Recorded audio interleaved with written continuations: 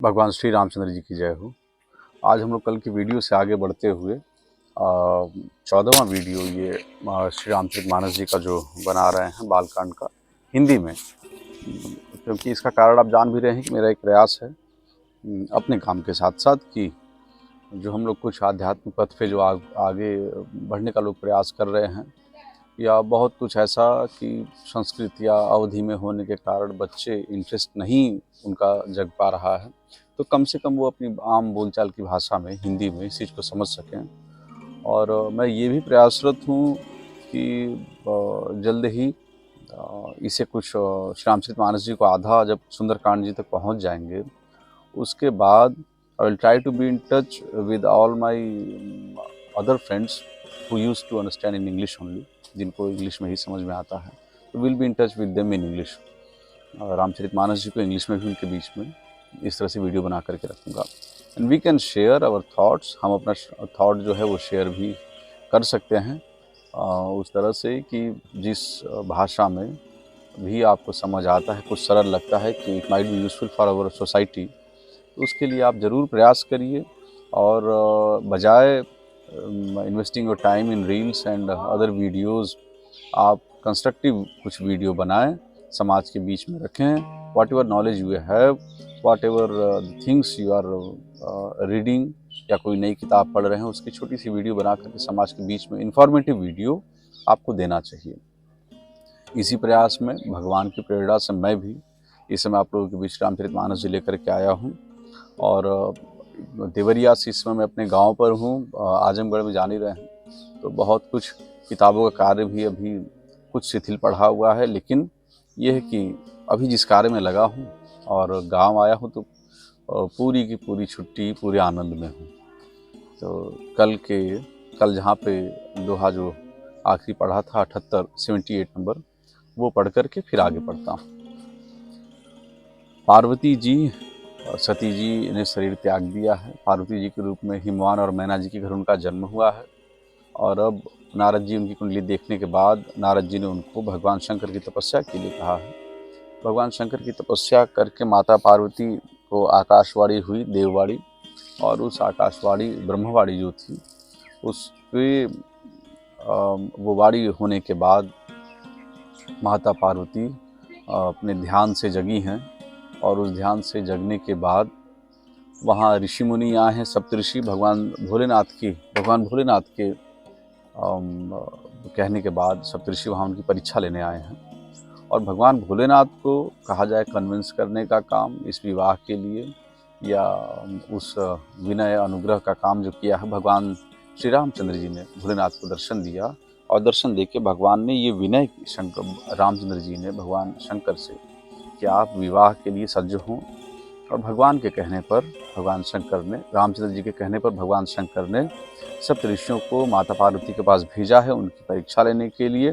वो परीक्षा लेते हुए क्या कहते हैं, परीक्षा लेते हुए पूछते हैं कि इतना भारी तप क्यों? तो ये तप जब पार्वती जी बताती हैं कि मेरा एक मन ऐसा हो गया है, मन ने हठ पकड़ लिया है कि मैं भगवान शंकर को ही अपने पति के रूप में उनका वर्ण करूंगी। ये कठिन है, लेकिन ये व्रत मैंने साधा, और इसी व्रत को साधने के लिए ये तपस्या कर रही हैं। ये सुनकर के सप्तऋषि हंसते हैं, और हंस करके क्या कहते हैं कि सुनत बचन बिहसे ऋषय गिरि संभव तब देह, नारद कर उपदेश सुनि कहु बसे किसु गेह। पार्वती जी की बात सुनते ही ऋषि लोग हंस पड़े और बोले, तुम्हारा शरीर पर्वत से ही तो उत्पन्न हुआ है, भला कहो तो नारद का उपदेश सुनकर आज तक किसका घर बसा है। दक्ष सुतन उपदेश जाई, तिन्ह फिर भवन उन देखा आई। चित्रकेतु कर घर उन घाला, कनक कशिपु कर पुनि असहाला। उन्होंने जाकर दक्ष के पुत्रों को उपदेश दिया था, जिससे उन्होंने फिर लौटकर घर का मुंह भी नहीं देखा। चित्रकेतु के घर को नारद ने ही चौपट किया, फिर यही हाल हिरण्यकशिपु का हुआ। देखिए, जो कुछ यहाँ सप्तऋषि कह रहे हैं वो हास्य व्यंग है। जो स्त्री पुरुष नारद की सीख सुनते हैं वे घर बार छोड़कर अवश्य ही भिखारी हो जाते हैं। उनका मन तो कपटी है, शरीर पर सज्जनों के चिन्ह हैं। वे सभी को अपने समान बनाना चाहते हैं। उनके वचनों पर विश्वास मानकर तुम ऐसा पति चाहती हो जो स्वभाव से ही उदासीन, गुणहीन, निर्लज्ज, बुरे वेश वाला, नर कपालों की माला पहनने वाला, कुलहीन, बिना घर बार का, नंगा और शरीर पर सांपों को लपेटे रखने वाला है। ऐसे वर के मिलने से कहो तुम्हें क्या सुख होगा। तुम उस ठग नारद के बहकावे में आकर खूब भूली। पहले पंचों के कहने से शिव ने सती से विवाह किया था, परंतु फिर उसे त्याग कर मरवा डाला। अब शिव को कोई चिंता नहीं रही। भीख मांगकर खा लेते हैं और सुख से सोते हैं। ऐसे स्वभाव से ही अकेले रहने वालों के घर भी भला क्या कभी स्त्रियां टिक सकती हैं। अब भी हमारा कहा मानो, हमने तुम्हारे लिए अच्छा वर विचारा है। वह बहुत ही सुंदर, पवित्र, सुखदायक और सुशील है, जिसका यश और लीला वेद गाते हैं। वह दोषों से रहित, सारे सद्गुणों की राशि, लक्ष्मी का स्वामी और वैकुंठपुरी का रहने वाला है। हम ऐसे वर को लाकर तुमसे मिला देंगे। यह सुनते ही पार्वती जी हंसकर बोली, आपने यह सत्य ही कहा कि मेरा यह शरीर पर्वत से उत्पन्न हुआ है, इसलिए हठ नहीं छूटेगा। शरीर भले ही छूट जाए। सोना भी पत्थर से ही उत्पन्न होता है, जो वह जलाए जाने पर भी अपना स्वभाव सुवर्णत्व को नहीं छोड़ता। अतः मैं नारद जी के वचनों को नहीं छोड़ूंगी, चाहे घर बसे या उजड़े। इससे मैं नहीं डरती। जिसको गुरु के वचनों में विश्वास नहीं है, उसको सुख और सिद्धि स्वप्न में भी सुगम नहीं होती। माना कि महादेव जी अवगुणों के भवन हैं और विष्णु समस्त सद्गुणों के धाम हैं, पर जिसका मन जिसमें रम गया उसको तो उसी से काम है। हे मुनीश्वरों, यदि आप पहले मिलते तो मैं आपका उपदेश सिर माथे रखकर सुनती, परंतु अब तो मैं अपना जन्म शिव जी के लिए हार चुकी हूँ। फिर गुण दोषों का विचार कौन करे। यदि आपके हृदय में बहुत ही हठ है और विवाह की बातचीत किए बिना आपसे रहा ही नहीं जाता, तो संसार में वर कन्या बहुत हैं। खिलवाड़ करने वालों को आलस्य तो होता नहीं है। मेरा तो करोड़ जन्मों तक यही हट रहेगा कि या तो शिव जी को वरूंगी, नहीं तो कुमारी ही रहूंगी। स्वयं शिव जी 100 बार कहें तो भी नारद जी के उपदेश को न छोड़ूंगी। जगत जननी पार्वती जी ने फिर कहा कि मैं आपके पैरों पड़ती हूँ, आप अपने घर जाइए, बहुत देर हो गई। शिव जी में पार्वती जी का ऐसा प्रेम देखकर ज्ञानी मुनि बोले, हे जगत जननी। ज्ञानी मुनि अब क्या कहें। देखिए संबोधन कैसे बदला। जब स्पष्ट जान गए कि हाँ पूरा प्रेम माँ पार्वती का भगवान में है, तो कहते हैं, फिर ये प्रेम देखकर ज्ञानी मुनि बोले, हे जगत जननी, हे भवानी, आपकी जय हो, आपकी जय हो। इसको अवधि में सुने। मैं पापरों कहीं जगदम्बा, तुम गृह गवनहु भयो विलंबा। देख प्रेम बोले मुनि ज्ञानी, जय जय जय जय जगदम्बिके भवानी। तुम माया भगवान शिव, सकल जगत पितुमातु। नाई चरण सिर मुनि चले, पुनि पुनि हर्षत गात। आप माया हैं और शिवजी भगवान हैं। आप दोनों समस्त जगत के माता पिता हैं। यह कहकर मुनि पार्वती जी के चरणों में सिर नवाकर चल दिए। उनके शरीर बार बार पुलकित हो रहे हैं। मुनियों ने जाकर हिमवान को पार्वती जी के पास भेजा और वे विनती करके उनको घर ले आए। फिर सप्तऋषियों ने शिव जी के पास जाकर उनको पार्वती जी की सारी कथा सुनाई। पार्वती जी का प्रेम सुनते ही शिव जी आनंद मग्न हो गए। सप्तऋषि प्रसन्न होकर अपने घर, सप्तऋषि का घर ब्रह्मलोक है, सप्तऋषि अपने घर ब्रह्मलोक को चले गए। तब सुजान शिव जी मन को स्थिर करके श्री रघुनाथ जी का ध्यान करने लगे। उसी समय तारक नाम का असुर हुआ, जिसकी भुजाओं का बल प्रताप तेज बहुत बड़ा था। उसने सब लोक और लोकपालों को जीत लिया। सब देवता सुख और संपत्ति से रहित हो गए। वह अजर अमर था, इसलिए किसी से जीता नहीं जाता था। देवता उसके साथ बहुत तरह की लड़ाइयाँ लड़कर हार गए। तब उन्होंने ब्रह्मा जी के पास जाकर पुकार मचाई। ब्रह्मा जी ने सब देवताओं को दुखी देखा। ब्रह्मा जी ने सबको समझाकर कहा, इस दैत्य की मृत्यु तब होगी जब शिव जी के वीर से पुत्र उत्पन्न होगा। इसको युद्ध में वही जीतेगा। मेरी बात सुनकर उपाय करो, ईश्वर सहायता करेंगे और काम हो जाएगा। सती ने जो दक्ष के यज्ञ में देह का त्याग किया था, उन्होंने अब हिमाचल के घर जाकर जन्म लिया। उन्होंने शिव जी को पति बनाने के लिए तप किया है। इधर शिव जी सब छोड़ छाड़कर समाधि लगा बैठे हैं। यद्यपि है तो बड़े असमंजस की बात, तथापि मेरी एक बात सुनो। तुम जाकर कामदेव को शिव जी के पास भेजो। वह शिव जी के मन में क्षोभ उत्पन्न करें, उनकी समाधि भंग करें, तब हम जाकर शिव जी के चरणों में सिर रख देंगे और जबरदस्ती उन्हें राजी करके विवाह करा देंगे। इसी प्रकार भले ही देवताओं का हित हो, और तो कोई उपाय नहीं। सबने कहा, यह सम्मति बहुत अच्छी है। फिर देवताओं ने बड़े प्रेम से स्तुति की। तब विषम 5 बार धारण करने वाला और मछली के चिन्ह युक्त ध्वजा वाला कामदेव प्रकट हुआ।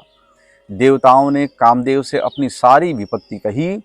सुनकर कामदेव ने मन में विचार किया और हंसकर देवताओं से यूं कहा कि शिव जी के साथ विरोध करने में मेरी कुशल नहीं है। कामदेव ने कहा, तथापि मैं तुम्हारा काम तो करूंगा, क्योंकि वेद दूसरे के उपकार को परम धर्म कहते हैं। जो दूसरे के हित के लिए अपना शरीर त्याग देता है, संत सदा उसकी बड़ाई करते हैं। यूं कह और सबको सिर नवाकर कामदेव अपने पुष्प के धनुष को हाथ में लेकर वसंत आदि सहायकों के साथ चला। चलते समय कामदेव ने हृदय में ऐसा विचार किया कि शिव जी के साथ विरोध करने से मेरा मरण निश्चित है।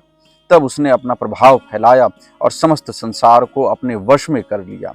जिस समय उस मछली के चिन्ह की ध्वजा वाले कामदेव ने कोप किया, उस समय क्षण भर में ही वेदों की सारी मर्यादा मिट गई। ब्रह्मचर्य नियम, नाना प्रकार के संयम, धीरज, धर्म, ज्ञान, विज्ञान, सदाचार, जप, योग, वैराग्य आदि विवेक की सारी सेना डरकर भाग गई। इसको अवधि में भी सुनिए जो तुलसीदास ने लिखा। ब्रह्मचर्य, व्रत, संयम, नाना, धीरज, धर्म, ज्ञान, विज्ञान, सदाचार, जप, जोग, विरागा, सभय, विवेक, कटकु, सब भागा। विवेक अपने सहायकों सहित भाग गया। उसके योद्धा रणभूमि से पीठ दिखा गए। उस समय वे सब सदग्रंथ रूपी पर्वत की कंदराओं में जा छिपे, अर्थात ज्ञान, वैराग्य, संयम, नियम, सदाचार आदि ग्रंथों में ही लिखे रह गए। संसार में उस समय ये सब कुछ, जिस समय कामदेव ने क्रोध किया, उस समय ये सब कुछ करीब करीब लुप्त अवस्था में आ गया और ये पुस्तकों तक, ग्रंथों तक, वेदों तक सीमित होकर के रह गया था। मतलब कोई अनुसार या अनुशासन, नियम उस समय भंग हो गए थे। उनका आचरण छूट गया। सारे जगत में खलबली मच गई और सब कहने लगे, हे विधाता, अब क्या होने वाला है? हमारी रक्षा कौन करेगा?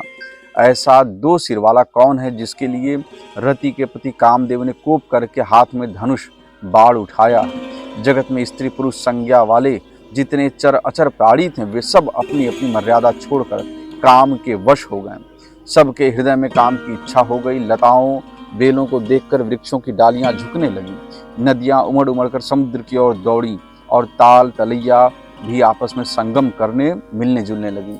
जब जड़ की यह दशा, वृक्ष नदी की यह दशा कही गई, तब चेतन जीवों की करनी कौन कह सकता है? आकाश, जल, पृथ्वी पर विचरने वाले सारे पशु पक्षी अपने संयोग का समय भुलाकर काम के वश हो गए। सब लोग कामांध होकर व्याकुल हो गए। चकवा चकवी रात दिन नहीं देखते।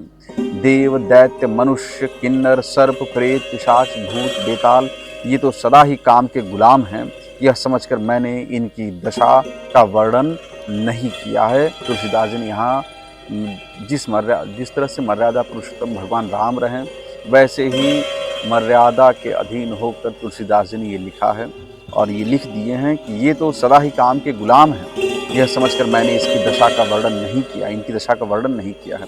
सिद्ध, विरक्त, महामुनि और महान योगी भी काम के वश होकर योग रहित या स्त्री के विरही हो गए। जब योगीश्वर और तपस्वी भी काम के वश हो गए, तब पामर मनुष्यों की कौन कहे? जो समस्त चराचर जगत को ब्रह्ममय देखते थे, वे अब उसे स्त्रीमय देखने लगे। स्त्रियां सारे संसार को पुरुषमय देखने लगी और पुरुष उसे स्त्रीमय देखने लगे। 2 घड़ी तक सारे ब्रह्मांड के अंदर कामदेव का रचा हुआ यह कौतुक तमाशा रहा। किसी ने भी हृदय में धैर्य नहीं धारण किया। कामदेव ने सबके मन हर लिए। श्री रघुनाथ जी ने जिनकी रक्षा की, केवल वे ही उस समय बचे रहे, ऐसा नहीं कोई नहीं बचा रहा। भगवान राम ने जिसकी रक्षा की, श्री रघुनाथ जी जिसके चिंतन में थे, वो इससे बचे रहे। धरिण काहु धीर सबके मनसिज हरे, जे राखे रघुवीर ते उबरे ते ही काल महु। 2 घड़ी तक ऐसा तमाशा हुआ। जब तक कामदेव शिव जी के पास पहुंच गया, तब तक फिर कामदेव जी शिव जी के पास पहुंच जाते हैं। शिव जी को देखकर कामदेव डर गया। तब सारा संसार फिर जैसा का तैसा स्थिर हो गया। तुरंत ही सब जीव वैसे ही सुखी हो गए जैसे मतवाले नशा पिए हुए लोग मद नशा उतर जाने पर सुखी होते हैं। दुराधर्ष जिनको पराजित करना अत्यंत ही कठिन है, और दुर्गम का अर्थ होता है जिनका पार पाना कठिन है। भगवान संपूर्ण ऐश्वर्य, धर्म, यश, श्री, ज्ञान और वैराग्य रूप 6 ईश्वरीय गुणों, 6 ईश्वरीय गुण कौन से हैं जो भगवान में विद्यमान होते हैं? संपूर्ण ऐश्वर्य, धर्म, यश, श्री, ज्ञान और वैराग्य। जब भगवान का नाम जपते हैं आप, तो इन 6 चीजों का चिंतन मंथन स्वतः आपसे हो जाता है। किन 6 चीजों का? संपूर्ण ऐश्वर्य, धर्म, यश, श्री, ज्ञान और वैराग्य रूप 6 ईश्वरीय गुणों से युक्त रुद्र महाभयंकर शिव जी को देखकर कामदेव भयभीत हो गया। लौट जाने में लज्जा मालूम होती है और करते कुछ बनता नहीं। आखिर मन में मरने का निश्चय करके उसने उपाय रचा। तुरंत ही सुंदर ऋतुराज वसंत को प्रकट किया। फूले हुए नए नए वृक्षों की कतारें सुशोभित हो गईं। वन, उपवन, बावली, तालाब और सब दिशाओं के विभाग परम सुंदर हो गए। जहां तहां मानो प्रेम उमड़ रहा है, जिसे देखकर मरे मनों में भी कामदेव जाग उठा। मरे हुए मन में भी कामदेव जागने लगा। वन की सुंदरता कही नहीं जा सकती। काम रूपी अग्नि का सच्चा मित्र शीतल मंद सुगंधित पवन चलने लगा। सरोवरों में अनेकों कमल खिल गए, जिन पर सुंदर भौरों के समूह गुंजार करने लगे। राजहंस, कोयल और तोते रसीली बोली बोलने लगे और अप्सराएं गा गा कर नाचने लगी। कामदेव अपनी सेना समेत करोड़ों प्रकार की सब कलाएं उपाय करके हार गया, पर शिव जी की अचल समाधि न डिगी। तब कामदेव क्रोधित हो उठा। आम के वृक्ष की एक सुंदर डाली देखकर मन में क्रोध से भरा हुआ कामदेव उस पर चढ़ गया। उसने पुष्प धनुष पर अपने 5 बाण चढ़ाए और अत्यंत क्रोध से लक्ष्य की ओर ताककर उन्हें कान तक तान लिया। कामदेव ने तीक्ष्ण 5 बाण छोड़े जो शिव जी के हृदय में लगे। तब उनकी समाधि टूट गई और वे जाग गए। ईश्वर शिव जी के मन में बहुत क्षोभ हुआ। उन्होंने आंखें खोलकर सबोर देखा। जब आम के पत्तों में छिपे हुए कामदेव को देखा तो उन्हें बड़ा क्रोध हुआ, जिससे तीनों लोग कांप उठे। तब शिव जी ने तीसरा नेत्र खोला। उनके देखते ही कामदेव जलकर भस्म हो गया। आप सोचिए, काम को भस्म करने वाले मात्र एक भगवान भोलेनाथ, काम से रक्षा करने वाले भगवान राम के नाम का जप। तो कामदेव जब आम के पत्तों में छिपे कामदेव को देखा तो उन्हें बड़ा क्रोध हुआ, जिससे तीनों लोग कांप उठे। तब शिव जी ने तीसरा नेत्र खोला। उनके देखते ही कामदेव जलकर भस्म हो गया। जगत में बड़ा हाहाकार मच गया। देवता डर गए, दैत्य सुखी हुए। लोभी भोगी लोग काम सुख को याद करके चिंता करने लगे और साधक योगी निष्कंटक हो गए। कामदेव की स्त्री रति अपने पति की यह दशा सुनते ही मूर्छित हो गई। रोती चिल्लाती और भांति भांति से करुणा करती वह शिव जी के पास गई। अत्यंत प्रेम के साथ अनेकों प्रकार से विनती करके हाथ जोड़कर सामने खड़ी हो गई। शीघ्र प्रसन्न होने वाले कृपालु शिव जी अबला असहाय स्त्री को देखकर सुंदर वचन बोले, उसको सांत्वना देते हुए, हे रति, अब से तेरे स्वामी का नाम अनंग होगा। वह बिना ही शरीर के सबको व्यापेगा। अब तू अपने पति से मिलने की बात सुन। जब पुनः कामदेव जी शरीर रूप में कब धारण होंगे? रति के विलाप करने के बाद भगवान के चरणों में, भगवान शंकर के चरणों में गिर के रति कामदेव जी की पत्नी विलाप करती हैं और भगवान भोलेनाथ उनसे कहते हैं कि अब से तुम्हारे पति का नाम अनंग रहेगा। बिना अंग के ही वो अपने प्रभाव को संसार में व्याप्त कर रखेंगे, लेकिन शरीर कब धारण करेंगे ये देखिए क्या कहें कि जब पृथ्वी के बड़े भारी भार को उतारने के लिए यदुवंश में श्री कृष्ण भगवान का अवतार होगा, तब तेरा पति उनके पुत्र प्रद्युम्न के रूप में उत्पन्न होगा। मेरा यह वचन अन्यथा नहीं होगा। शिव जी के वचन सुनकर रति चली गई। अब दूसरी कथा बखान कर विस्तार से कहता हूँ। ब्रह्मादि देवताओं ने सब समाचार सुने तो वे वैकुंठ को चले। फिर वहां से विष्णु और ब्रह्मा सहित सब देवता वहां गए जहां कृपा के धाम शिव जी थे। उन सब ने शिव जी की अलग अलग स्तुति की। तब शशि भूषण शिव जी प्रसन्न हो गए। कृपा के समुद्र शिव जी बोले, हे देवताओं, कहिए आप किस लिए आए हैं। ब्रह्मा जी ने कहा, हे प्रभु, आप अंतर्यामी हैं, तथापि हे स्वामी, भक्तिवश मैं आपसे विनती करता हूँ। हे शंकर जी, सब देवताओं के मन में ऐसा परम उत्साह है कि हे नाथ, वे अपनी आंखों से आपका विवाह देखना चाहते हैं। आज के लिए इतना ही। वीडियो लंबी हो जाने से अपलोड होने में बहुत समय ले रहा है। गांव आया हूं मैं और गांव पे नेटवर्क का बहुत इशू। तो वीडियो अपलोड होने में भतीजे सभी लोग जुटे हुए हैं, वही लोग प्रयास कर रहे हैं, तो वीडियो आपके बीच पहुंच पा रही है। और मैं प्रयास करके फिर से कोशिश करूंगा कि वीडियो कुछ छोटी हो, क्योंकि ये पढ़ने में जो आनंद प्राप्त होता है ना, उसमें समय का पता नहीं चलता। तो आज के लिए इतना ही। कल फिर आपसे मिलते हैं अगली वीडियो में। भगवान श्री रामचंद्र जी की जय हो।